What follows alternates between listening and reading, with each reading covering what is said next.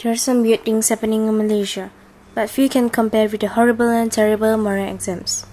We have very strict rules according to the strict moral standards, and all are suffocating. You only need to understand a few facts to understand the system. We have 36 moral definitions to memorize, word for word. We have paper exams and a moral marking scheme to determine our moral standards. We have moral tuitions at tuition centers. We even have teachers bent on teaching us the absolute way to score in moral exams. When moral tuition and moral exams equals to perfect scores in examinations, does that equals to a morally abstract person? My moral teacher taught our class moral word combinations that must be used to answer questions.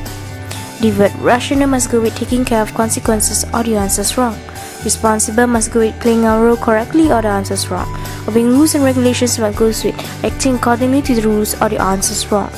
My moral teacher stressed and on the importance of using these word combinations, or else we won't get an A+ in our moral exams. In fact, memorizing word combinations and spitting out answers like a brainless student equals A+ moral exams. But do you think these kind of moral studies can make any difference to a teenager's morality, discipline, or even mindset? Do you really think that forcing moral values upon students by memorizing moral definitions, going to moral tuition classes, or having moral exams can produce students with high integrity? If so, one will wonder why I got 100 marks in my moral exams in the first term and 48 marks on the second term. Such a drastic drop must indicate I have severe attitude problems, possibly brain trauma and mental problems.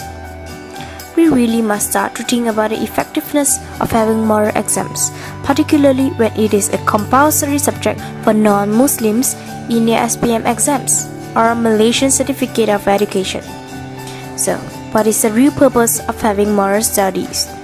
Is it all about scoring the paper exams? Is it the only way forward towards a society which values moral?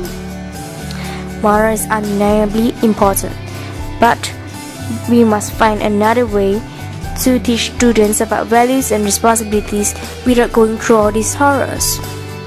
There have always been lots of complaints to the Ministry of Education about this issue, but no change has been done. Now, in support of a group of parents and students who band together to oppose these discriminating moral studies, I decided to voice my opinion and make a video about it. We urge for an awareness to change our exam system and ban moral exams forever for Malaysia.